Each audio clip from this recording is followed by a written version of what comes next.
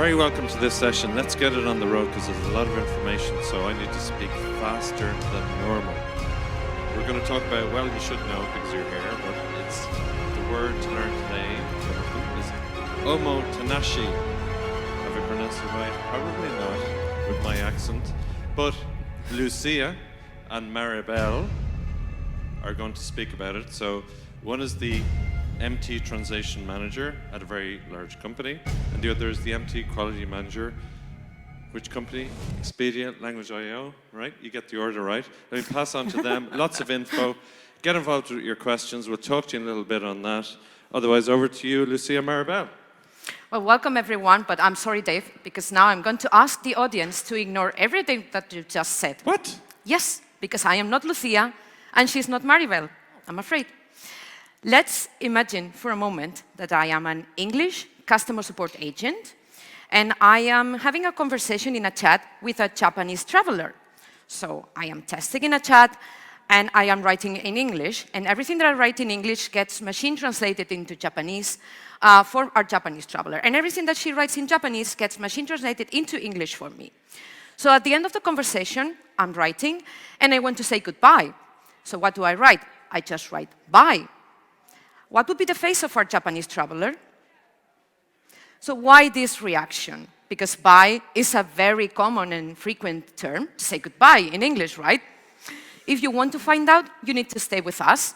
And now let's welcome back Maribel and Lucia to stage. Thank you. So what are we going to talk about today? We're going to talk about Omotenashi.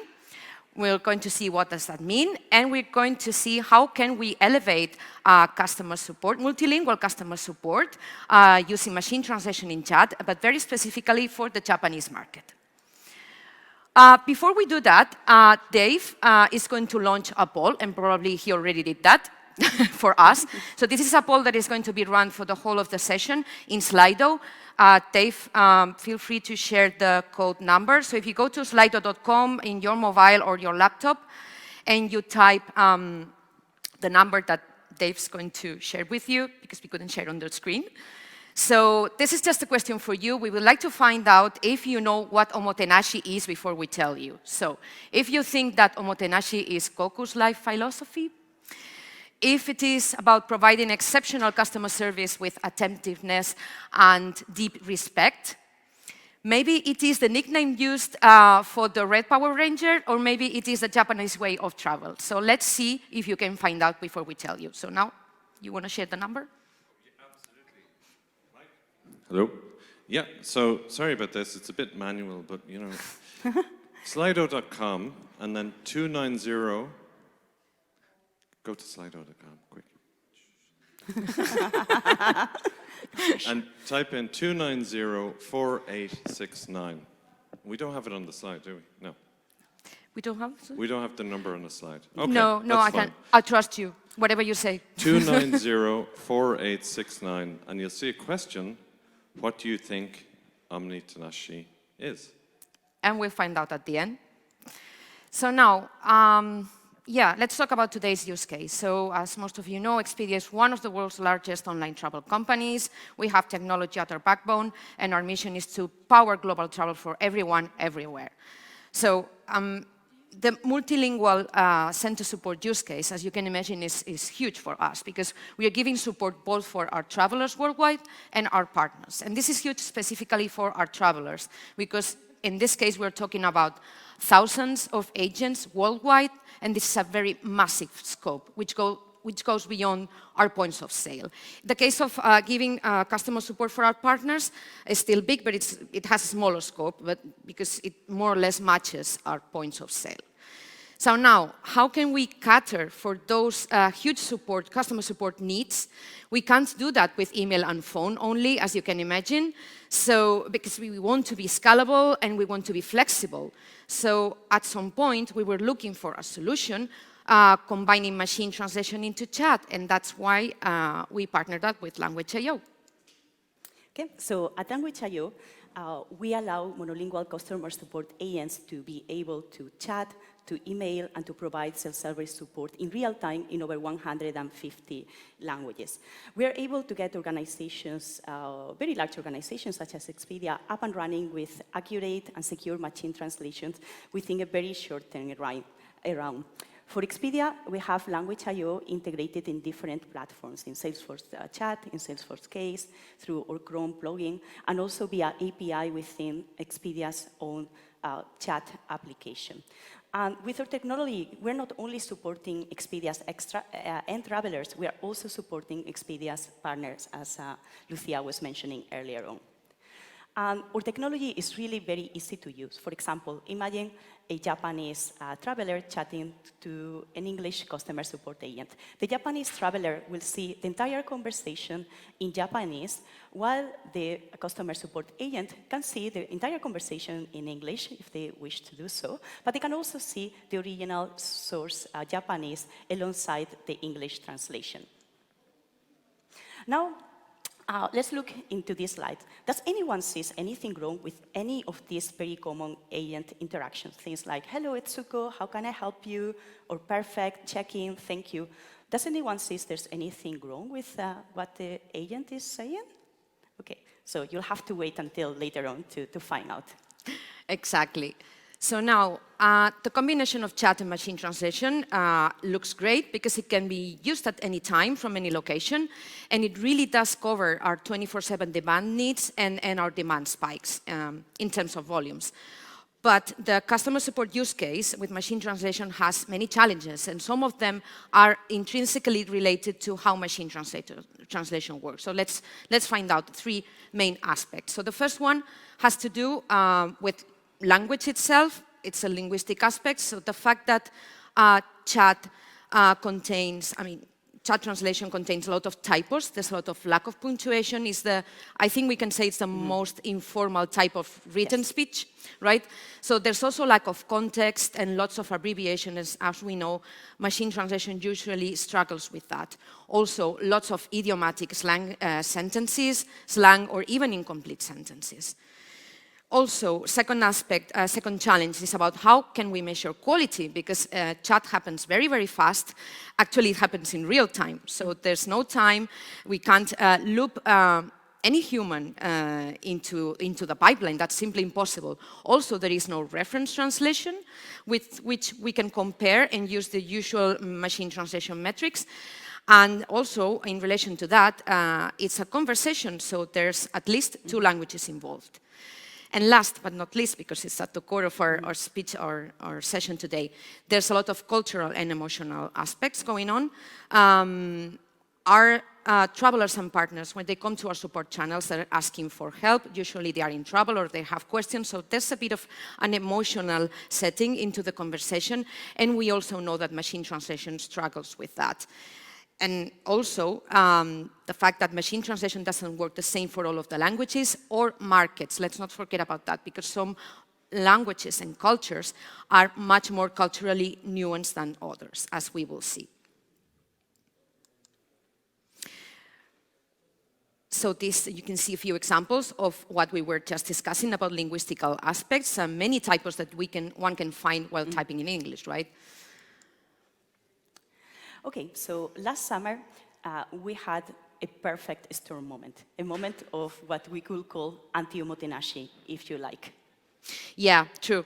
We received some feedback from our Japanese travelers about the customer service from Expedia. So this feedback was a combination of how the agents were handling the conversation, but also about some machine translations that, although they were linguistically correct, so from the linguistical point of view, they were correct, but they were not completely appropriate from a cultural point of view, right? So in the context of Japanese travelers. So as you can imagine, that triggered a lot of internal conversations because our main concern was our reputation, and that was the starting point of having conversations together with Language.io. And after the analysis, we realized that those feedback from the Japanese travelers, we had to address them from multiple levels, and one of those levels had to do with machine translation. Yeah. That's right, Lucia. So based on the feedback that we got from Expedia, we realized that we could not treat all languages the same as others. When we implemented machine translation for chat, we realized that we had overlooked some aspects of cultural differences. For example, some words and expressions are perfectly fine when translated into other languages. They can sound strange or inappropriate for end travelers that speak Japanese. For example, Expedia's quality manager for Japanese, Hiroko, she told us that expressions such as awesome thank you that can be used by a friendly agent at the end of a conversation, they are not appropriate for Japanese customers. So on top of that, when we're looking into this linguistic and cultural feedback that Hiroko and Expedia pass on to us at Language.io, we also detected some areas where the agent handling of some key queries really needed some improvement. Yeah, and at that point, we recognized from both sides that we need to work together to make sure that the machine translation continue to be linguistically accurate, but also culturally relevant for the Japanese market. And that's important as well, as she mentioned, that we also had to collaborate and to train our agents on how to write for machine translation and how to take into account those cultural differences. And we will go back to that point later. Great. So in 2007, it was the first time that I visited Japan. And that first time, I noticed that customer service in Japan was something very different to what I had experienced in Europe. The way that I was talked to when I was staying at the ryokan, where I was buying train tickets, or when I was buying any day trips, I was always addressed in a way that was efficient, that it was clear, and it was personalized to me as someone that was visiting Japan for the very first time. Back then, I didn't realize there was a specific term to describe my impression of customer service in Japan, or the exceptional customer service that I had felt when I was in Japan. But after a wake-up call last summer, I was looking into this a bit more, and I came across this concept of Omotenashi. So Omotenashi is a concept that is composed by two words, omote, that means public-facing, and nashi, that means nothing. So it roughly translates as sincere and transparent hospitality and service. And it's a very interesting concept because it's a concept that works really both ways. It's not only from a customer to, from a company to an end customer, it works in a reciprocal manner. The origin of this concept goes back to the traditional tea ceremonies. And there are many different definitions out there of this concept because it's a concept that is deeply ingrained in Japanese culture and a concept that is as relevant today in the age of AI as it's been always. It hasn't changed over time. But one definition that I really like about this concept of Omotenashi is that it refers to providing exceptional customer service and experience for end travelers, being welcoming, anticipating traveler needs, communicating clearly and efficiently, and all of this while transmitting a deep sense of respect to the end traveler. Now that you know what this concept is about, we can see how we can apply this to our use case of customer support. So for customer support, there could be also many different guiding principles for Omotenashi, but I think the most important to us are politeness and respect, effective communication, cultural sensitivity, personalization, and continuous improvement. Okay? So let's start by the first principle about respect and politeness. So this is about maintaining a high level of respect using appropriate honorific language. In a context when an agent is referring to an end traveler in a chat conversation, we learned we could not refer to the end traveler by their first name. So that example that we had earlier on of hello Etsuko, that was not appropriate. The traveler, the support agent should have referred to the end traveler using an honorific in English, such as Mrs. Etsuko, or referring to her as Etsuko-sama. So that way, the machine translation engine could have used the right honorific in Japanese, that is sama, that this is what we had agreed to use with Expedia. So even though we're using a language model that could treat formality for Japanese, that is very important, we were not handling honorifics as we should have been handling them at the beginning. The other aspect of respect and politeness is the usage of pronouns. Pronouns such as you and your, right? They're not translated the same way in every situation for Japanese, right? The translation of these pronouns depends on the relationship between the speakers, okay? So we found out that our models sometimes were using the translation for you and your that is the equivalent to anata. And this is not incorrect. It's correct if you have a really close relationship or you're a parent talking to a child, but it was deeply incorrect in our context when we were talking to an end customer. So we had to use a different translation of you with a post-processed step. So whenever you was used incorrectly, we will replace it with the right approach that was to refer to the customer as or honorable customer or something along those lines. The second principle is about effective communication. So we should be always trying to read attentively to the customer's requests for support and communicate as clearly and effectively as possible.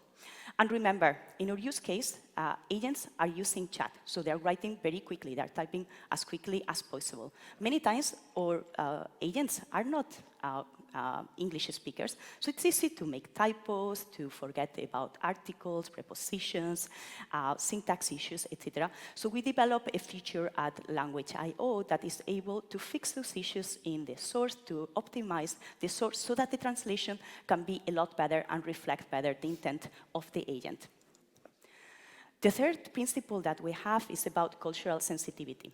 So we should try to demonstrate awareness to the, and sensitivity to the cultural norms, traditions, and etiquette of the Japanese market. So we need to remember that for our use case, like our support agents, they're not only supporting Japanese, they support 16 different languages, right? The normal tone of voice is friendly, is approachable, etc. But that didn't work that well when translated for Japanese, because many times some common sentences like what you saw at the beginning were very short, and when they translated into Japanese, even with formality model, they didn't translate very well. So we had the example of perfect, pleasure, checking, and in many cases we had to find different formulas for these one-word sentences, right? So they will translate in a way that will be culturally appropriate. Just remember at the beginning where I was an end traveler, when I was a Japanese person, and I saw that translation by bai, of bai, right? And I was totally horrified by it. Why I was horrified, right? I learned the hard way that bai can have 20 different translations into Japanese, depending on the relationship between the two people that are speaking. And in the case when I saw that, it was a translation that is used, within a very familiar context, not when you're talking to an end customer, like myself, that was going to spend money, like buying some trips with Expedia. Okay, so then we agreed with the Iroko from Expedia to use a specific translation for all the different utterances for buy, so we could say this properly to our valued end customers. The fourth principle is about personalization. It's about tailoring the customer experience to the needs and the characteristics of the end traveler, right? And when we started working with Expedia, we looked into some chats, and then we realized that customer names in Japanese were being mistranslated from English into Japanese and also from Japanese into English. You can see here some scary examples, right? Where, the surname Mizukami was translated like something related to water, right? And then the output of the engine didn't know what to make out of this, right? It just didn't make sense, and we got some very weird and embarrassing conversations, right, coming out of this. So we decided with Expedia that we had to protect Japanese names for our end customers. So we had to make sure they always stayed in Latin characters. So why this happened? So if we look into the next slide, you can see that in Japanese, there's 3 different scripts. Some of these scripts, they are based on sound. The most common script that is used in Japanese for names is katakana, but this is often mistranslated. In this case, Mizukami is a surname that translates as something above water. So therefore, why we had those issues. Right, so now the last principle is, we like to use a Japanese word, which is Kaizen, and Kaizen means continuous improvement. So what's continuous improvement in this case? Oh, sorry, so first slide. It means about striving for to continue improving the, is this the next one? Yes. Oh, sorry, thank you. So it's striving for giving this continuous improvement in service quality, but at the same time, actively seeking for feedback from our customers and use it to refine and enhance the customer experience. And there are many different aspects we would like to comment on this. So the first one, how do we do this? We do this by writing, collaborating with Language.io and writing guidelines for to train our agents and how to write for machine translation, right? And how to properly address culturally nuanced markets like the Japanese one.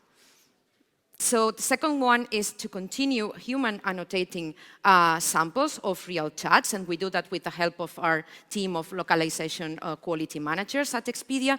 We use all their comments, all those error annotations to continue improving the quality of our systems. But we not only look into data from a linguistic point of view, but we also combine this with some business metrics, such as maybe some of you are familiar with a Net Promoter Score, which is a score by which we collect feedback from our customers on how are we doing. So we collect and mix both, and we try to use those findings to continue improving. So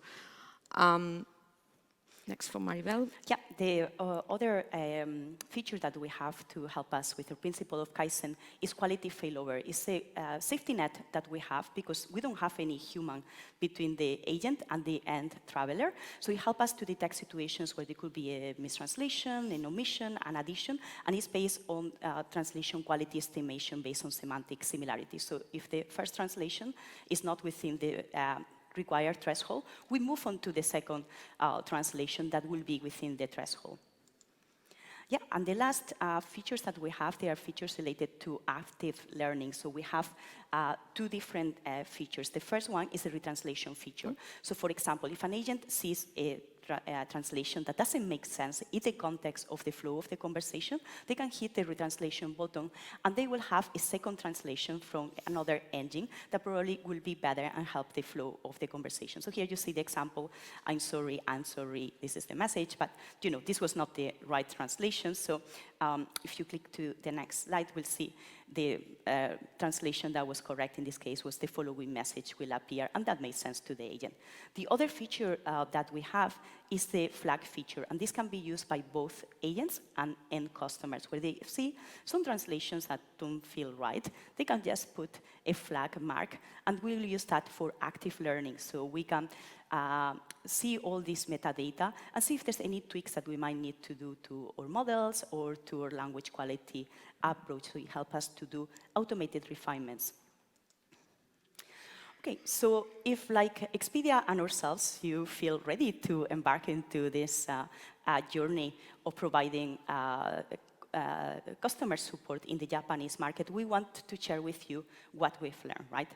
So the first tip that I will ask you to follow is to always partner up with a linguistic expert for Japanese. We couldn't be here talking today without the feedback from Hiroko. She was the person who guided us through the linguistic and the cultural aspects and helped us to take the right decisions in the case for Expedia, right? So some decisions were based on end customer support, but we could have taken different decisions if we were talking about partners, for example. The other tip that I will give you is about being transparent with your end users about the use of machine translation. It's just better if you are put it out there that you're using machine translation, and that way you can have quicker customer support for more hours, right? If there's something a bit off in the translation, your end customers will understand why, right? It shouldn't be a big issue. Also, agent training, we talked about it before, about how important it is to train the agents about what's different about each language, and also not to be afraid about leveraging language assets. I'm sure your logins have a lot of terminology. They have probably templates to be used for emails, some quick text that they can use for chats. So make sure you leverage all that, you know, all those assets that are being translated with human translation so you can get the best customer experience. Exactly. And now it's been said already, but we like to insist on the fact that with machine translation, there is no one size fits all. And this, I think this is proof that that's true. You need to work on different machine translation engine approaches and also different glossaries, maybe different rules to apply different ways of fine-tuning for a specific market. Secondly, also important, we need to continue monitoring and sampling the chats and continue with this feedback loop to be able to enhance and elevate this customer support experience with the help of machine translation. And last, like I think is the main takeaway, we need to continue this close collaboration that we have with these three branches, like our partner, Language.io, Expedia localization team, and our agents. Okay, and we don't want you to go home empty-handed, right? Hold on. You have a free takeaway? Yes. Yes. Is that free. part of, is that the sixth step? Maybe. It could be. Yes. So we have here, a list where we have compiled, our main findings from this journey together. So if you're doing the same as ours, you can take this checklist and see if any of these elements are appropriate for your situation, right? So I hope this helps you, and you can download it by just looking at the QR code there. So I hope it's useful. And I hope by now, Dave, our Japanese traveler, has changed her reaction, and I think that with all those feedback loop and all those tips that we shared with the audience, her face would be quite different. Yes. Hopefully. And now, before we reach the end of our presentation, I really would like to thank my colleague Hiroko Takeda. She's been mentioned all of the time, but she really is at the backbone of what we're doing. She's been giving exceptional support, not only on the linguistic aspects, but more specifically, she's given that cultural touch that we were lacking at the beginning. So thank you. Yes. And that's the end of our presentation. Thank you very much. Well done.